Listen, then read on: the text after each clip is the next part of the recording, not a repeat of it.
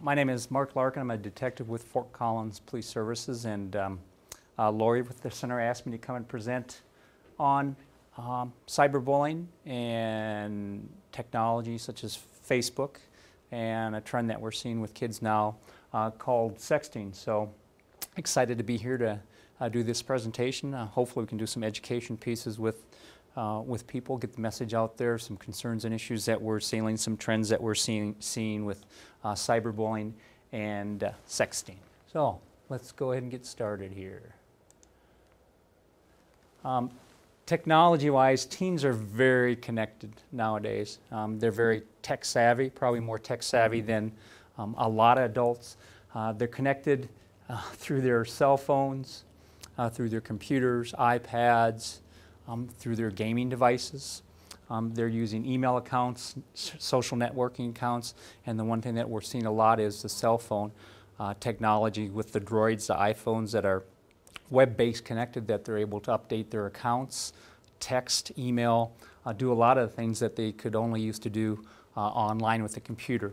So kids really live in this world of technology where for a lot of us adults we're learning that technology, where our kids are more tech savvy than we are. They're spending a lot of time online doing a variety of things from gaming, email, researching, and using social network sites like Facebook. And this is really where the kids are living nowadays. That's how they connect. I mean, if you look at the amount of time that's spending online, it has increased with the technology that we have and that they have available to them. Gaming, believe it or not, some of the Xboxes have an internet capability when they can chat and even do things online with people that when I was growing up, you know, our ability to deal with friends was snail mail. It was a phone call, and now kids are chatting, Facebook, and using all the technology as a resource to them. It's great technology, but it also can have a cutting side to it, which is what we're tending to see. Cyberbullying is a trend that we're seeing. We often think about when kids are online that the threat is coming from outside stranger, a person that they don't know. But in reality, with cyberbullying, the bullying and harassment is typically coming from a peer, and that's where the major threat occurs, not necessarily online predator.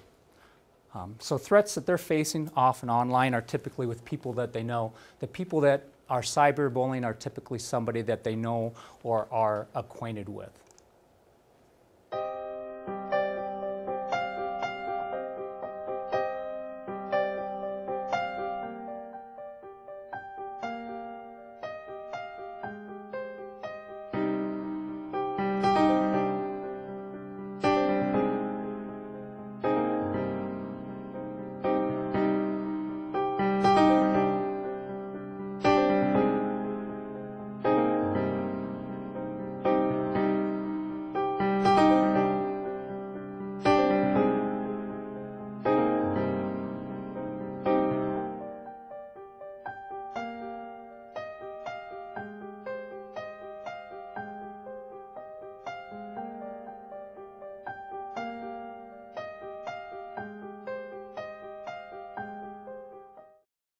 The reality that most kids are cyberbullied, very few of them report it to parents or report it to law enforcement. They just want that cyberbullying or the harassment to go away. So a lot of times they will ignore it, hoping that it will go away. And cyberbullying or internet bullying is really just using the internet or a digital device like an iPhone or a droid to send or post negative messages or images or video clips about other people. And we see that on a daily basis on sometimes the news, where, especially with the video clips, where somebody's actually been videotaped and then it's posted on YouTube. Things that we're seeing in law enforcement is just the messages that the kids are sending to each other. They're offensive, they're rude. It can be a form of text message, email, or posting even on, say, Facebook.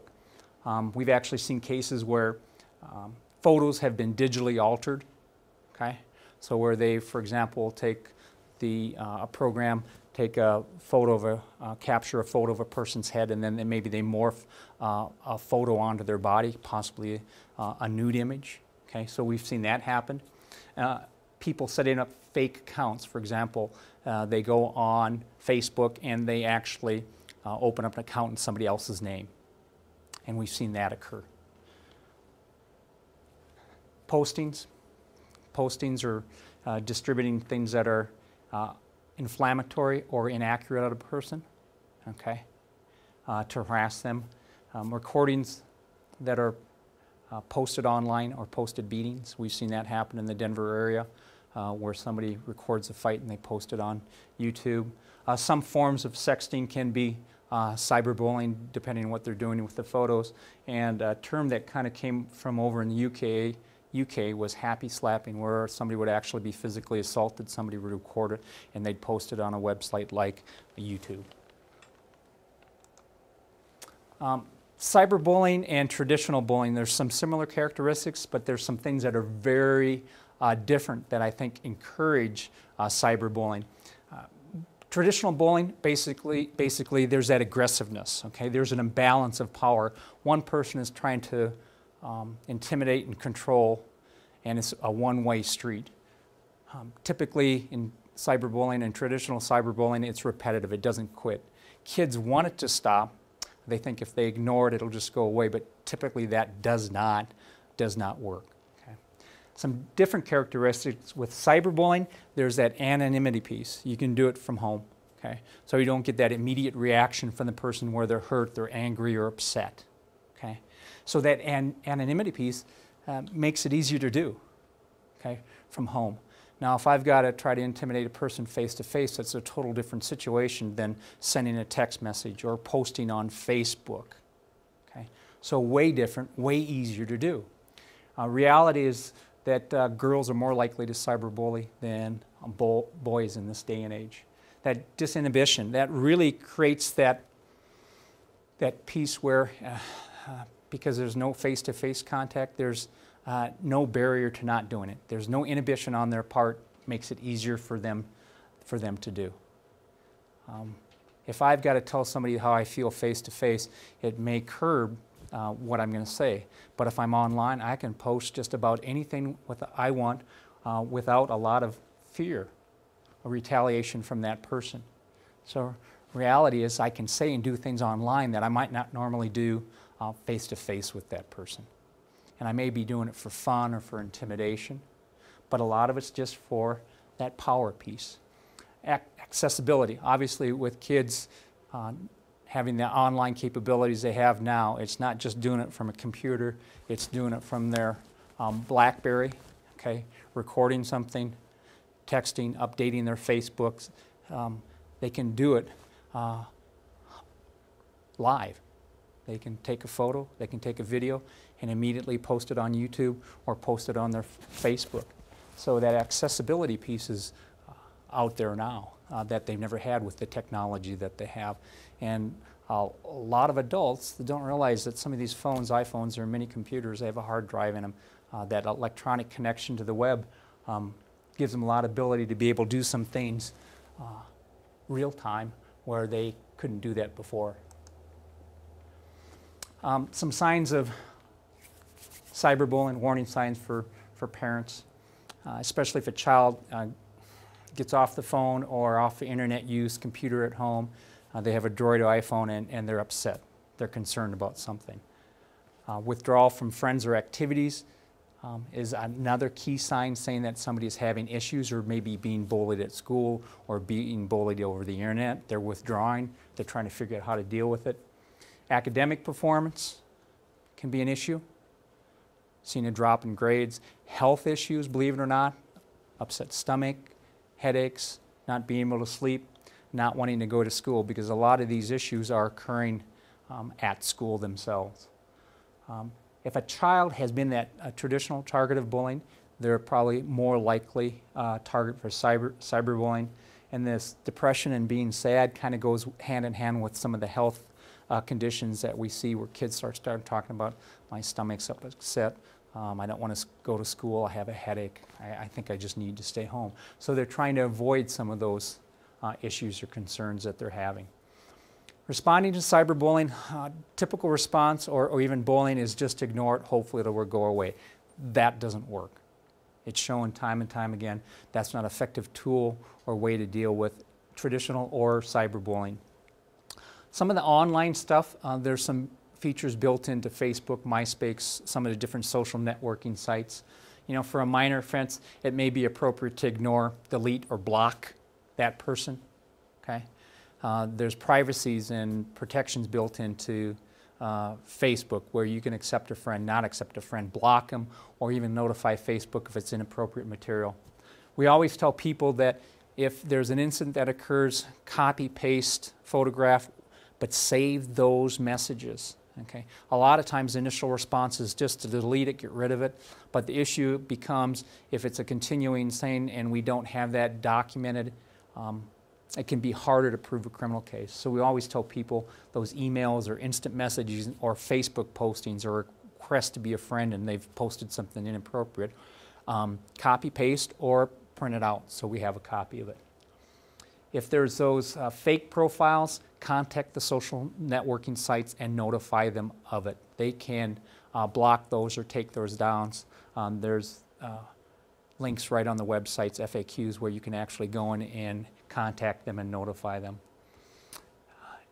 You know, if you have somebody that's known to you, for example, it's a school setting where people have had issues, one option may be to contact the parents, okay, to ask them for assistance. If you're not comfortable with that, you can also contact school administrators or the school resource officers to help deal with those students. The key issue is not to ignore it because it's not going to go away. Like I said, contact school if you believe it's a student. Report the behavior to the deans, administrators, or school resource officers and let them intervene. And in serious cases, definitely report it to police to document what's occurring and to possibly file criminal charges if they're applicable in those cases. Ignoring, hoping it goes away, doesn't typically work. A lot of times we'll see with kids who have had traditional bullying or cyberbullying, it won't be the first incident that they finally come and report it to school people or to law enforcement. It's going to be multiple bullying by the same person before they finally end up in reporting it. So, really, the effects of cyberbullying are long-term. This was a study in 2008, and they actually looked at about 1,000 students, 6th to 12th grade, and the effects of cyberbullying. And they saw that kids who were bullying and victims had the highest rate of anxiety, depression, and school absences. Children who were not involved in bullying, either as the bully or as the victim, had higher self-esteem, grades, and fewer health problems overall.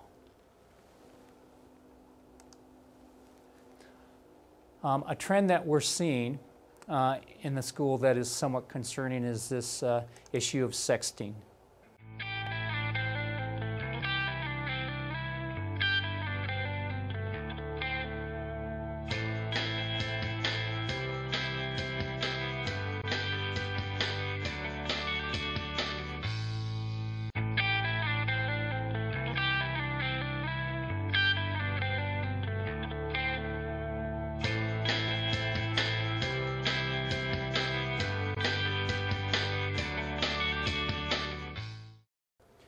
Sexting is a new form of relationship, so to speak, with teens. Again, there's that, to some degree, that anonymity piece because you're exploring relationships, but you're not doing it in a person-to-person setting. You're taking a photo, a video, and sending it. It can be a text message, it could be sexually suggestive text message, or we see emails, videos, or nude or nearly nude photos. And this is a trend that we're seeing with young adults, and there's some inherent risks that they don't think about when they send these photos or these text messages.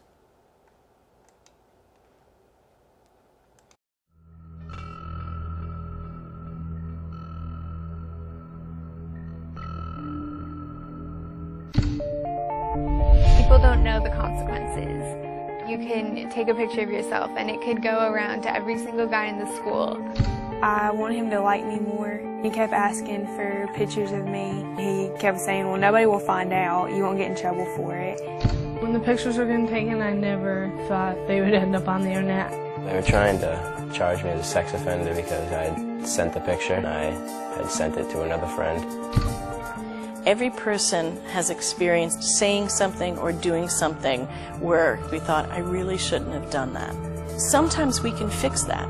If it's something where we said something to a friend, we know we shouldn't have said it, we can go back, we can apologize. Sexting is different. Once it's sent, we can't take it back. We can't apologize. We can't take back the damage that's done once that picture of us is out there.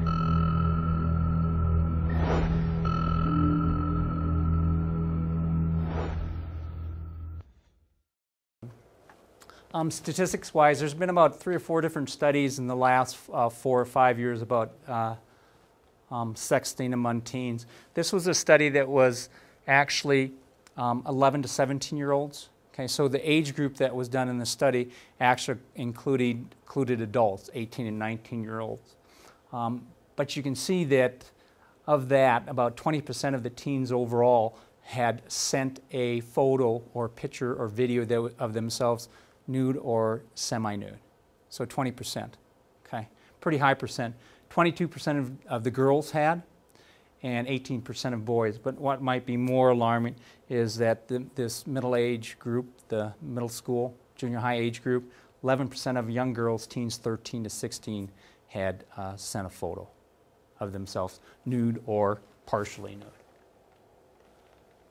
So the situations that we're typically seeing with kids that are actually sexting are, for example, 2 teens that are not in a relationship, but guess what?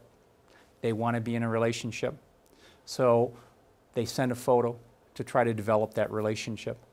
Okay? They feel some sort of pressure. You know, the real typical thing is, you know, a boy asking a girl, send me a photo, you know, and the girl wants that relationship. So she sends a photo to him. And there's some risks in doing that. Sometimes we're seeing cases with juveniles where it's consenting. They're already in a relationship and they're exchanging photos themselves. Okay? And we'll talk a little bit why that's an issue, a problem, or concern. The issue becomes those relationships aren't always long-term, so guess what happens? They break up. One or both of those people post the photo or video and send it to friends. And that's when it becomes the biggest issue for us as law enforcement. We've seen this happen where pictures or videos are posted on Facebook or YouTube. And the other issue with that, the medias that the kids have now are very portable, so we've seen kids that have taken the photos, they've loaded on thumb drives, they've loaded on mom and dad's computers, and now there's some issues for mom and dad to deal with because of that too. You know, the internet itself, it's not private. Okay? Once it goes out, you can't get it back. Okay? It's floating out there, and there's no way to retrieve it.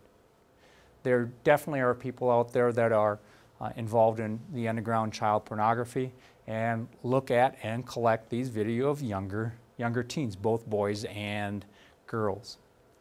The issue we see is that those relationships, they don't last, or maybe boy or girl sends the picture on to one of their friends. And now that picture is floating out there.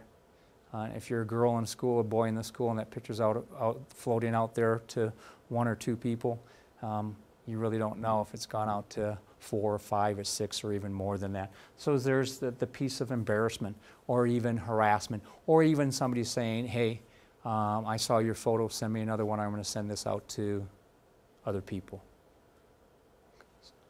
Worst case scenario is, and we've seen this happen, not here in Fort Collins, but across the country, where that photo got out or somebody videotaped somebody and the person actually harms himself. There was a case back east about 2 years ago where a male was gay. His roommate in college videotaped him with another male, and he ended up committing suicide, jumped off a bridge. That was probably one of the ones that was most publicized. This is a girl, Jessica Logan, and she did exactly that. She sent a picture to a boy, and that picture was distributed, and it turned into a nightmare for her and her family. A perfectly normal student and seemingly had the world by the tail until Jessie Logan made one awful mistake. Her mother, Cynthia. She snapped. It was just too much for an 18-year-old girl to go through. A year ago, using her cell phone, she took a nude photo of herself and sent it to her boyfriend. It's a new practice among teens that's come to be known as sexting. But when they broke up, she was betrayed, and that compromising photo was forwarded to the cell phones of hundreds of other teens. Jessie became the focus of ridicule and abuse. She was being attacked and tortured, actually, by people. Things were being thrown at her. Humiliated and frightened, last May, Jessie warned of the dangers of sexting by giving an interview in silhouette with her voice altered to NBC affiliate WLWT in Cincinnati. I still get harassed and stuff, and I'm sorry. Her friends say Jessie started to spiral downward. When she would come to school, she would always hear like people calling her, "Oh, that's the girl who sent the picture. She's just a whore. She wants attention." Then last July, she attended the funeral of a teen who had committed suicide, which may have put her in the wrong state of mind. Jessie returned home and did the same thing. You just never think that a person like Jessie would even think about doing something like that. Numerous cases of sexting have been reported around the country. The problem, doctors say, teenagers are often unable to recognize long-term consequences. In the moment, it's to a teenager just fine. It's when it goes to the whole school or to the employer or to the college admissions office. That's when the trouble, and that's what they're not thinking about. It is something that haunted Jessie Logan. I just want to make sure that no one else will ever have to go through this again. A young girl's mistake, a lifetime of anguish for those she left behind.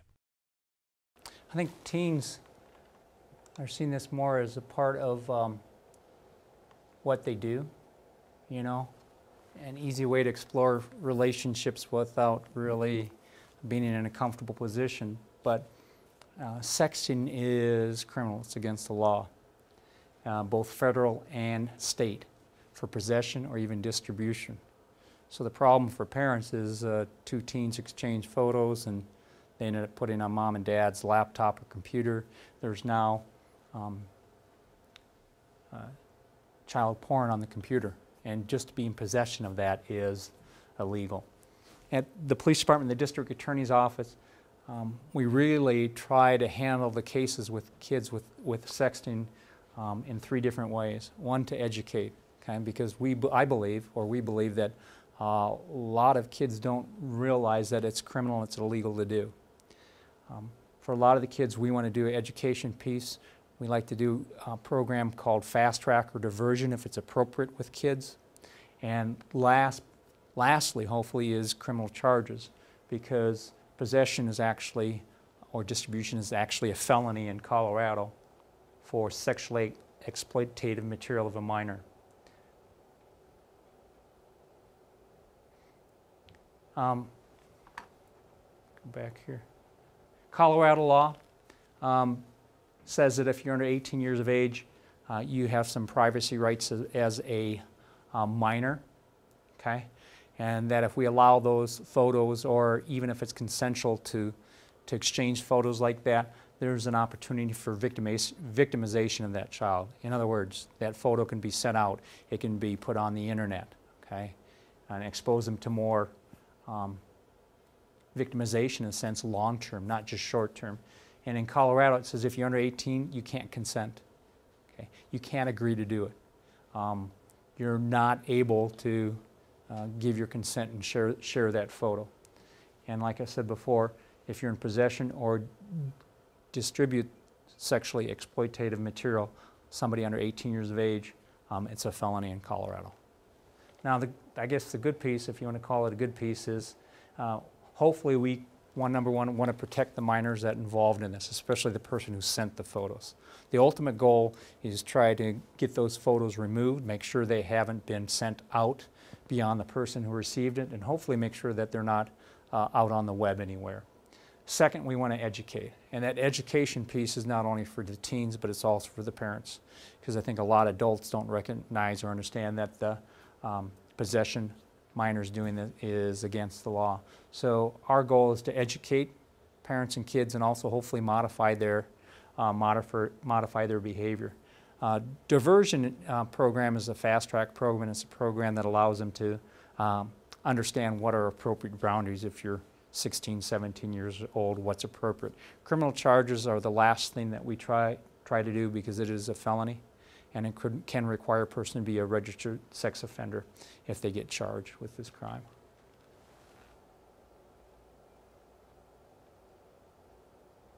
So hopefully I can answer any questions that you might have. That's kind of a quick overview of some of the cyberbullying issues that we're seeing and sexting issues that we're seeing in our community.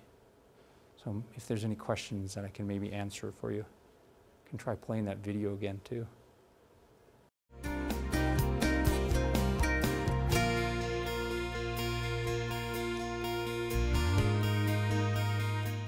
I think the school probably has an obligation to deal with that issue that occurred there with the students. I mean, obviously if they had some knowledge ahead of time and they didn't act on it, then there's some issues that they could face. So, yeah. You know, my big concern is that technology has this good side to it for research, but the side that as adults we don't always recognize is that cutting edge that what kids can actually do with it, what they're doing with it. So monitoring is a big piece, and being involved in your kids' online activities too, not just handing them a cell phone and not setting some limits or guidelines for that. I think we like that ability to have the ability to connect with our kids, for them to do things online with a cell phone or computer, but we don't always set guidelines on what they can and can't do. I think setting guidelines for hours of use with a cell phone that has internet connection to it, web-based. I've seen some good things where parents have said at 10 o'clock that phone is off. I mean, it's gone, it's done until you get up in the morning. So that monitoring piece is probably something that we as adults, and even me as an adult, need to do a better job with my kids. The other piece that we haven't done a great job is educate our kids on safe use and educate our kids on things that put them at risk, like sexting, cyberbullying, and harassment, and probably educating our community a little bit better too on some of the issues and concerns that we're seeing.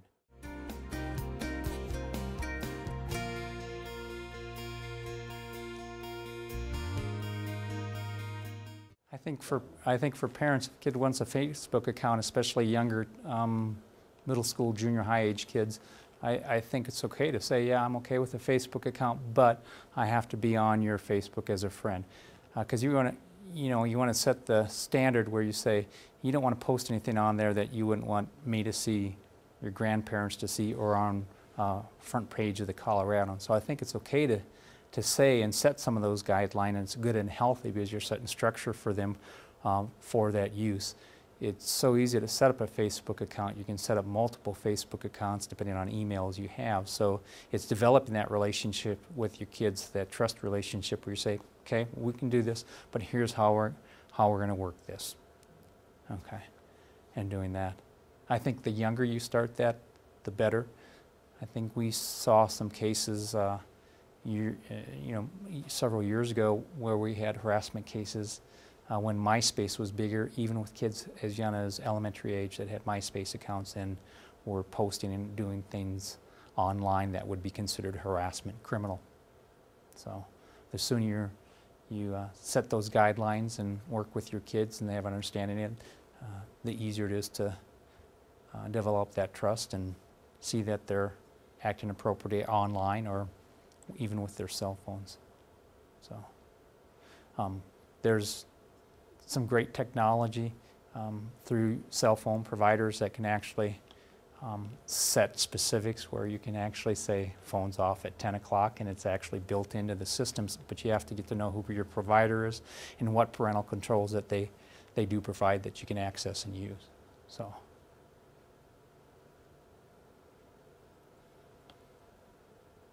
that's it. I'll let you go.